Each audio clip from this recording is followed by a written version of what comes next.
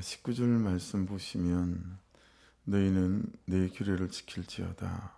내 가축을 다른 종류와 교미시키지 말며 내 밭에 두 종자를 섞어 뿌리지 말고 두 재료로 직접 옷을 입지 말지며 그렇게 말씀합니다. 언뜻 삶의 소소한 이야기 같지만 사실은 이방인의 삶과 섞이지 않는 그런 순결한 삶에 대해서 말씀하고 있는 말씀이다라는 것을 알 수 있죠.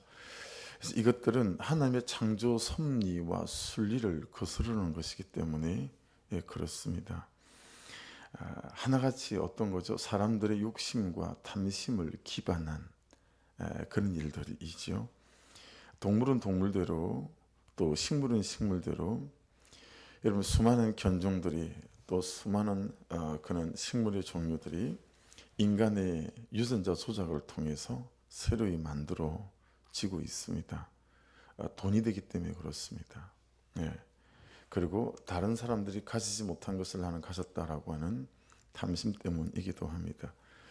결과로 여러분 동물은 동물대로 이런 종류의 강아지 견종에서부터 많은 그런 이제 동물들이 아주 유전적인 질병 덩어리이고 또 식물도 여러분 우리에게 어떤 일들을 이제 일어나게 할지 모른다라고 하는 거죠. 간혹 동물원에 가면 백호 있죠. 하얀 호랑이 말입니다. 여러분 그 백호가 너무 인기가 있으니까요. 동물원에서 이게 장사가 되는 거죠. 그래서 이 백호 한 마리를 가지기를 동물원마다 그렇게 원한다라고 하는 거예요. 근데 여러분 이 백호를 얻으려면 건친교배를 해야 됩니다. 근데 문제는 뭐냐면 100마리 중에 2마리만 정상적인 호랑이로 나오고요. 98마리는 전부 다 이 호랑이 얼굴이 돼지처럼 나온다라고 해요. 덜창코로. 생각해 보세요. 호랑이 얼굴이 돼지처럼 덜창코로 나오는 호랑이. 여러분 본 적이 있으세요? 전 이거 영상으로도 사진으로도 많이 봤거든요. 그러니까 100마리 중에서 98마리는 이런 그냥 쳐다볼 수가 없는 웃기잖아요. 몸은 호랑이인데 머리 쪽은 돼지 머리인 거예요. 그래서 98마리는 전부 다 죽이고요. 이 2마리 얘들만 동물원에 보내는 거예요. 왜냐하면 너무 비싼 값에 돈이 되니까 이런 식으로 근친교배 교미를 시켜서요. 세상에 없던 종을 만들어 내는 것입니다. 전부 인간의 욕심이죠. 우리가 집에서 키우는 반려견 같은 경우에도 마찬가지입니다. 대부분 인기 있는 많은 반려견들이 사람들이 근친교배나 이런 것들을 통해서 다 만들어낸 거예요. 그래서 수많은 질병을 가지고 있습니다. 그래서 강아지를 키우는 게 돈이 많이 드는 이유는요. 원래 강아지를 키우면 돈이 많이 들지 않아요. 그런 식으로 근친교배를 한 강아지들을 키우기 때문에 그렇게 돈이 많이 들어가는 거예요. 하도 많이 질병이 생기니까요. 전부 다 인간의 욕심과 탐심을 기반에 두고 있고 하나님의 창조적인 섭리와 순리를 거스르는 거다라고 하는 거죠. 너희의 밭에 두 종자를 섞어 뿌리지 말며 이것도 마찬가지죠. 다 유전자 조작을 통한 더 많은 수학의 그 기반을 두고 있습니다. 병에 강하고 쉽게 키울 수 있고 그리고 기후 영향을 받지 않을 수 있는 그런 이 작물을 심을 수 있는 그런 땅의 지역들을 넓히고 언뜻 사람의 지혜로 할 수 있는 일들 같기도 하지만 여러분 사람이 하나님 되려고 하는 시도들이 이거 하나하나에 너무 많이 숨어 있다라고 하는 것을 알 수 있습니다. 사람들은 죽기 싫습니다. 죽을 수 없습니다. 그래서 체세포며 줄기세포며 이제는 사람도 사람의 뜻대로 조작하고 가공해서 사람이 원하는 사람의 뜻대로 사람을 만들어내려고 하는 시도를 끊임없이 시도하고 있습니다. 환자들을 살리고 질병을 고치는 순기능들이 여러분 많이 있지만 그 중심에는 이 하나님의 구속사를 대적하는 인간의 욕심과 탐심에 그 기반을 두고 있다라는 사실을 잘 유념하셔야 합니다. 그러니 여러분 이런저런 우리 몸에 질병이 찾아올 때도 말입니다. 여러분 이 부분을 잘 유념하셨으면 좋겠어요. 그러니까 뭐든지 병을 완전히 다 고치는 것만이 이게 여러분 하나님의 뜻이고 하나님의 계획인가 그렇지 않을 수 있다라는 거예요. 하나님의 구속사의 섭리 안에서 하나님께서 우리를 끌고 가시고 다뤄가시는 부분이 있다라고 하는 거죠. 그것이 전적인 나를 보시고 들으시고 아시는 하나님에 대한 우리 믿음 아니겠습니까? 그래서 여러분 창세기 11장 4절에 보면 또 말하되 자 성읍과 탑을 건설하여 그 탑 꼭대기를 하늘에 닿게 하여 우리 이름을 내고 온 지면에 흩어짐을 면하자 하더니, 그럼 이게 무슨 사건 뒤에 온 거죠? 홍수 사건 뒤에 온 겁니다. 그래서 11장에는 바벨탑을 쌓는데 어떤 홍수가 와도 죽지 않을 만큼 바벨탑을 하늘에 닿게 만들어서 하나님의 심판에도 이제 우리는 끄떡없다. 이게 하나님을 대적하는 시도였다라고 하는 거죠. 그래서 하나님이 이 땅에 오셔서 하신 게 뭐죠? 언어를 혼잡하게 하신 거예요. 사람들의 뜻이 하나가 되지 못하게 만들고 이렇게 만드신 거죠. 그러니 여러분 이날 이후로 사람들의 뜻이 하나 되어서 가는 것들이 그리 어렵습니다. 왜냐하면 이 인간들은 원래 악해서 인간의 뜻을 하나로 모았으니까요. 하나님을 대적하는 일들을 만들어내더라는 거예요. 그래서 여러분 예수 그리스도 안에서 말씀 안에서 같은 뜻과 같은 마음과 같은 말을 가지는 이 시도 외에는 여러분 이 세상을 위한 나를 위한 어떤 그런 시도들이 항상 우리가 악할 수밖에 없다라고 하는 것들을 말씀하고 있는 거죠. 이 바벨탑 사건을 보면 하나님의 홍수를 이기겠다라는 것입니다. 하나님의 심판을 대적하여 내가 이기겠다라는 뜻이고 하나님을 이기겠다는 말 아니겠습니까? 세상에는 내 삶에는 이 하나님의 주권을 대적하고 이기겠다는 사상과 의학과 지식과 과학, 학문과 인간의 탐심이 차고도 넘칩니다. 마태복음 6장 24절은 그렇게 말씀합니다. 한 사람이 두 주인을 섬기지 못할 것이니 혹 이를 미워하고 저를 사랑하거나 혹 이를 중히 여기고 저를 경히 여김이라. 너희가 하나님과 재물을 겸하여 섬기지 못하느니라. 고린도서 10장 21절은 너희가 주의 잔과 귀신의 잔을 겸하여 마시지 못하고 주의 식탁과 귀신의 식탁에 겸하여 참여하지 못하리라. 그리 말씀합니다. 그러니 저와 여러분이 살아가는 삶의 원리들이 말씀이기를 주의 이름으로 축복합니다. 말씀이 말씀하시는 대로 그러니 우리가 은혜를 입어. 여러분 말씀은 뭐가 진리라고 말씀하시죠? 그는 나보다 옳도다가 진리라고 말씀하세요. 근데 언제까지 우리가 옳고 그름에 이 잣대를 가지고 계속 내 남편과 내 아내와 내 자녀와 내 부모와 그 누구를 옳다 그르다로 판단할 수 있는 삶을 살아야 되겠는가? 잘 생각해 봐야 되겠죠. 하나님의 방식과 세상의 방식, 말씀이 말씀하시는 방식과 내 방식이 뒤섞인 채로 우리가 살고 있는 것은 아닌가? 오늘 말씀을 적용해 봐야 되겠죠. 왜 이렇게 될까요? 내가 중심이 있기 때문에 그렇습니다.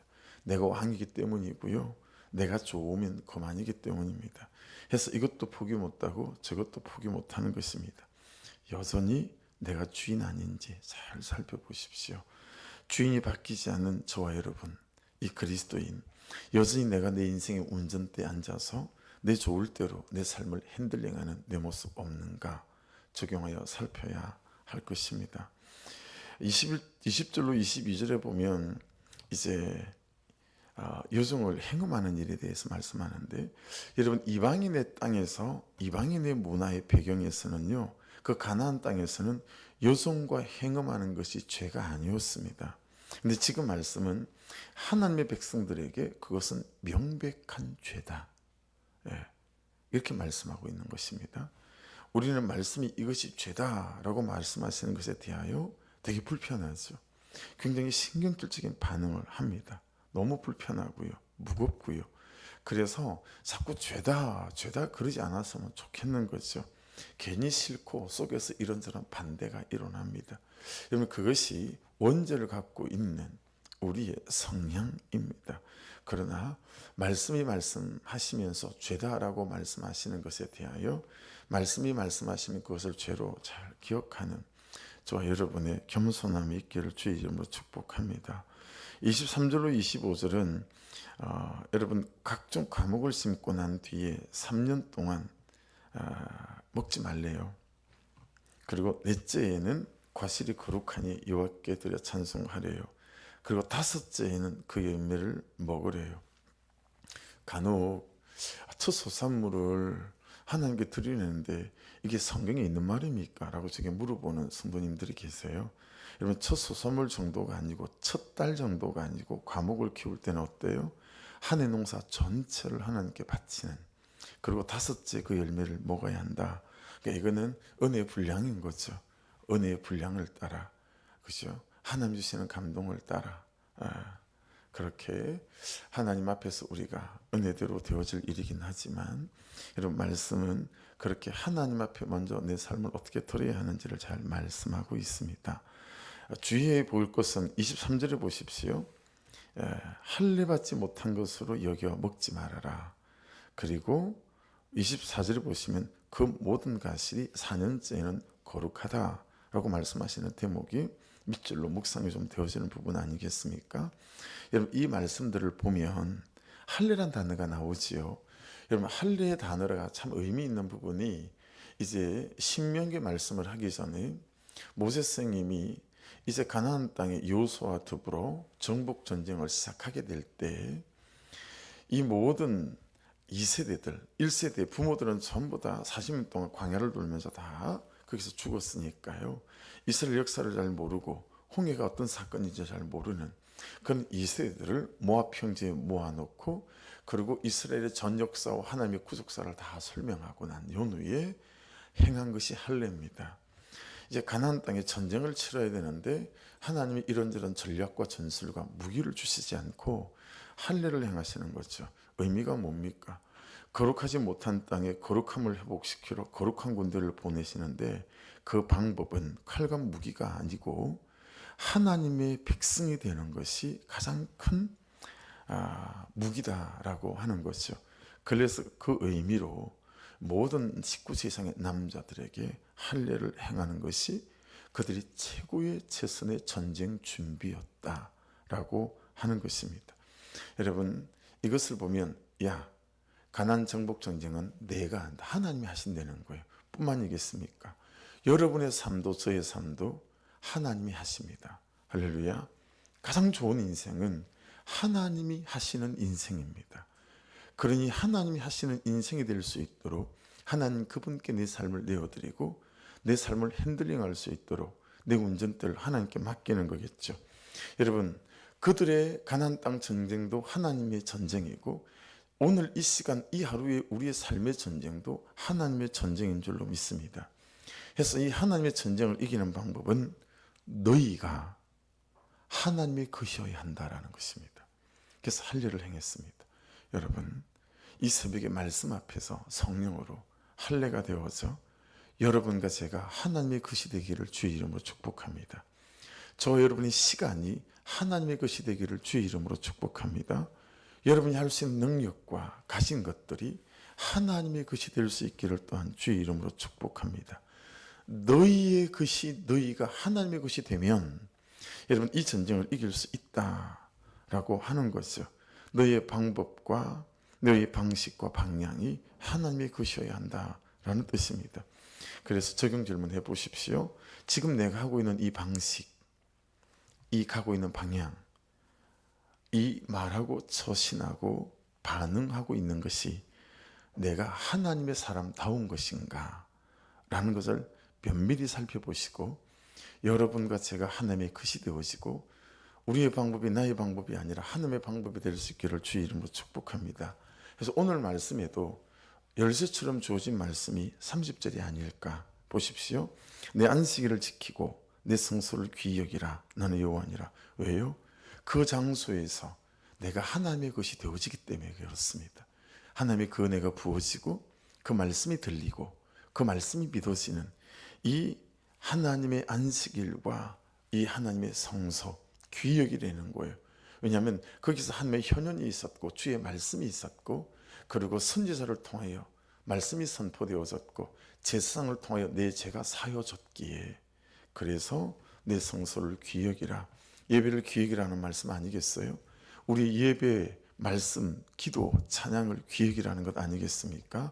여러분, 비록 신약 시대가 되어져서 지성소와 휘장의 구분이 없어지고 이제는 건물이 아니라 그렇죠? 우리가 있는 어느 장소에서 하나님을 예배할 수 있는 시대가 되어졌으나 여러분, 예배 초소가, 예배 시간이 교회가 절대 가벼이 여겨지지 않는, 여러분의 성소와 여러분의 교회가 귀히 여겨지는 은혜가 있기를 주의 이름으로 축복합니다. 열쇠처럼 이 말씀이 오늘 말씀에 또한 주어져 있습니다. 그 뒤로는 이런저런 이제 삶의 방식과 방법들에 관해서요, 저울을 속이지 않는 거, 32절에는 샛머리 앞에 흰머리 앞에 이 뜻이에요. 그러니까 노약자들을 공경하려는 거죠. 내 부모뿐만 아니라 사회적인 노약자들, 어르신들, 이런 부분들을 공경하는 것이 맞다. 그러니 여러분, 교회 안에서라도 우리가 자주 좀 말해야 될 것 같아요.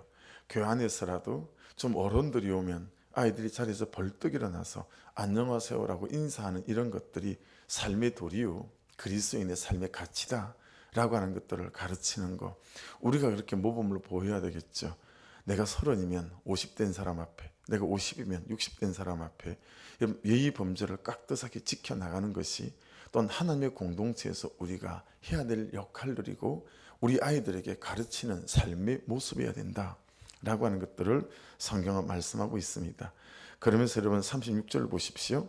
공평한 저울과 공평한 추와 공평한 에바와 공평한 흰을 사용하라.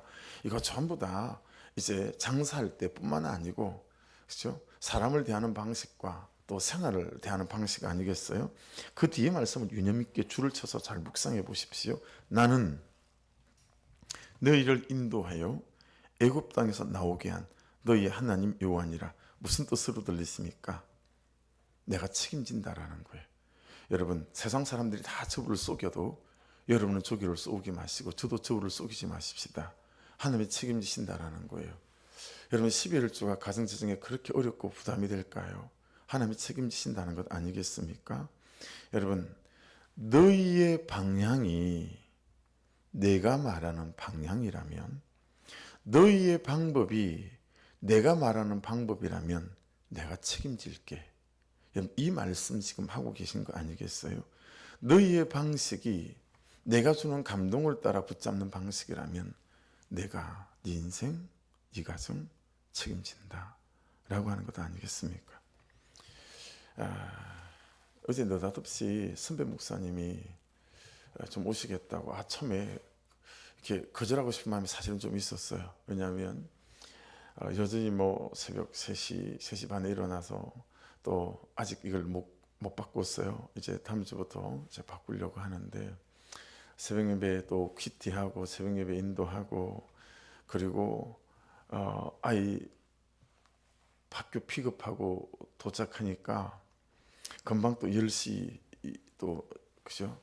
입관 예배 준비해야 되고, 그리고 가서 입관 예배 드리고 갔다 오고, 그리고 또 뭐 7시 출발해야 되고 해서 가서 좀 쉬어야 되겠거니 생각을 했어요. 근데 전화가 오셔가지고 뭐 아무런 그냥 전화해서 잘 오고 그러지 않는 분인데 2시쯤 오시겠다고. 그러니 도착하고 그분하고 또 2-3시간 있으면 딱 예배 준비할 시간이구나. 발인 예배. 또 그 생각이 드는 거죠.